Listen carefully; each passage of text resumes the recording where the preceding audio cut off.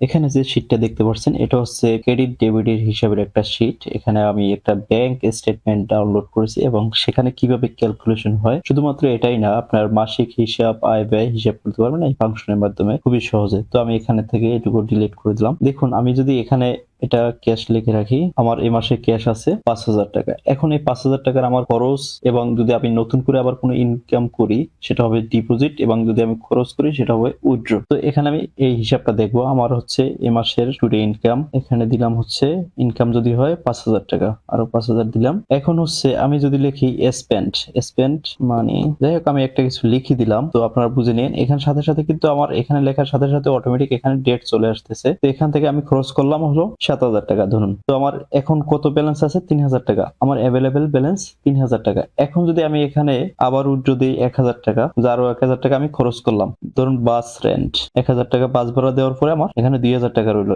এখন হচ্ছে আমি যদি আবার এই মাসে স্যালারি পাই, স্যালারি আমি যদি স্যালারি এখানে ইনপুট দিই ডিপোজিটের জায়গায়, ধরুন আমি 20,000 টাকা ইনপুট দিলাম, এখানে আমার 2,000 টাকার সাথে 20,000 টাকা যোগ হয়ে 22,000 টাকা হয়েছে। অ্যাভেলেবেল ব্যালেন্স 22,000 টাকা। এখন যদি আমি মাছ কেনার জন্য এখানে আরো 4,000 টাকা খরচ করি, সেক্ষেত্রে আমার এখানে চলে আসে কত? 18,000 টাকা। তো এই সিম্পল ক্যালকুলেশনটা আপনারা কিভাবে করবেন আমি দেখাবো। এখানে যদি আমি ডেসক্রিপশনে কোনো কিছু ইনপুট দিই সাথে সাথে আমার অটোমেটিক ডেট চলে আসে। তো আজকে দেখাবো আমরা কিভাবে এই কাজটা করতে পারি। তো আমি পুরো এখান থেকে এই শীটটাকে ডিলিট করে দিলাম। আর এই ডিজাইনটা আপনারা দেখে দেখে করে নিতে পারবেন, এই ডিজাইনটা করার কিছু নেই, এটা একটা বেসিক কাজ একদমই। তো আমি এই ডিজাইনটা নিয়ে এসেছি হচ্ছে আমার অ্যাকাউন্ট স্টেটমেন্ট ডাউনলোড করার সময় ওই জায়গা থেকে নিয়ে এসেছি। তো এটা আপনার হাতে লিখে নিতে পারবেন। তো আমরা প্রথমে এখানে লিখবো হচ্ছে অটোমেটিক কিভাবে ডেটটা পেস্ট হবে ডেসক্রিপশন লেখার সাথে সাথে। আমার ডেসক্রিপশন যদি ব্ল্যাঙ্ক থাকে আমার ডেট ব্ল্যাঙ্ক থাকবে। তো এখানে আমরা প্রথমে লিখবো হচ্ছে ইফ। ইফ ফর্মুলাটা হচ্ছে একটা লজিক্যাল ফর্মুলা। তো এখানে লজিক্যাল টেস্ট বলছে, তো আমি এখানে লজিক দেখাবো হচ্ছে এই ডেসক্রিপশনের ঘর যদি ফাঁকা থাকে, আমি ডেসক্রিপশনের ঘরটা সিলেক্ট করে দিলাম, equal to double quote. Double quote মানে হচ্ছে ফাঁকা। এই ঘরটা যদি ফাঁকা থাকে তারপর কমা দিলাম।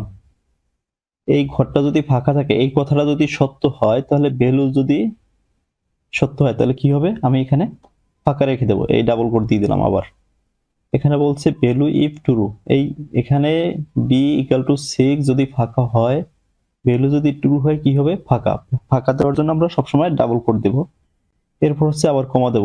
ভ্যালু যদি ফলস হয় তাহলে কি হবে, যদি ফাঁকা না থাকে কোনো কিছু ইনপুট থাকে, সেক্ষেত্রে আমরা কি করব, এখানে টুডে ফাংশনটা লিখে দেবো। টুডে ফাংশন লেখার সাথে সাথে টুডে, এই যে টুডে চলে আসছে, আমরা ডাবল ক্লিক করে দিলাম। এখানে এই যে টুডের এখানে এখানে আর একটা ফার্স্ট ব্র্যাকেট দিয়ে দিলাম, এই টুডে কমপ্লিট। এরপর হচ্ছে আমরা যে ইফ ফর্মুলা লিখছি এটার জন্য আর একটা ব্র্যাকেট, এরপরে এন্টার দেব। দেখুন আমার এখানে ফাঁকা। তো আমি এইটাকে এই যে প্লাস সাইন আসার পরে একটু ড্র্যাগ করে নিচের দিকে নামিয়ে দেই। এখন যদি আমি কোনো কিছু এখানে লিখি, ক্যাশ লেখার সাথে সাথে আমার এখানে ডেট চলে আসতেছে, ডেট এবং দিন দুটাই, আজকে কি বার এটা সহ।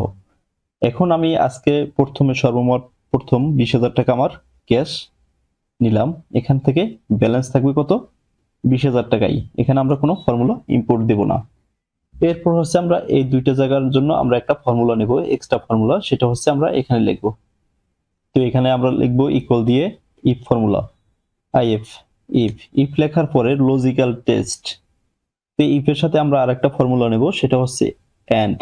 ইফ হচ্ছে একটা সিঙ্গেল লজিক্যাল টেক্সট দেখানো যায়, এন্ড এর মাধ্যমে আমরা র্যান্ডমলি লজিক্যাল টেস্ট দিতে পারবো। তো এই জন্য আমরা এন্ড লিখবো। এন্ড লেখার পরে ট্যাব বাটনে ক্লিক করব। এখানে দেখুন লজিক 1, এখানে আমরা উইথড্র ঘরটাকে সিলেক্ট করে দিলাম, equal to double quote. Double quote মানে হলে ফাঁকা। যদি উইথড্র ঘর ফাঁকা থাকে কমা দিয়ে, এরপর হচ্ছে ডিপোজিটের ঘর সিলেক্ট করে দেব, ইকুয়াল টু ফাঁকা। যদি ফাঁকা থাকে তাহলে কি হবে, আমরা এখানে ফার্স্ট ব্র্যাকেট ক্লোজ দিয়ে দিলাম, কমা, ভ্যালু ইফ ট্রু, যদি ফাঁকা থাকে তাহলে কি হবে, ফাঁকা, ডাবল কোট দিলাম। যদি এই দুইটা করে ফাঁকা থাকে তাহলে তো আমার কোনো ক্যালকুলেশনের দরকার নাই, এই জন্য আমি ফাঁকা দিয়ে দিলাম। ফাঁকা মানে হচ্ছে ডাবল কোট দিয়ে ফাঁকা দেখিয়ে দিলাম। এরপর হচ্ছে ভ্যালু ইফ ফলস, যদি ফাঁকা না থাকে তাহলে কি ক্যালকুলেশন করবে, এটার জন্য আমরা এখন একটা ফর্মুলা লিখব, সেটা হচ্ছে ব্যালেন্স। ব্যালেন্সটাকে আমরা সিলেক্ট করে দিয়ে প্লাস দেব, প্লাস ডিপোজিট। কারণ হচ্ছে আমার ব্যালেন্স এবং ডিপোজিট সবসময় আপনার যোগ হবে, কারণ হচ্ছে আমি এটা জমাইতে আছি, এটা যোগ হবে। এরপর হচ্ছে মাইনাস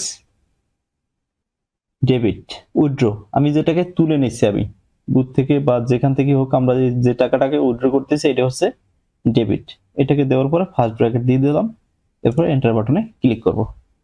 এখানে আমার ফর্মুলা লেখা শেষ। এখানে এই প্লাস সাইন আসার পরে আমি জাস্ট এটাকে ড্র্যাগ করে নিচের দিকে টেনে দিলাম।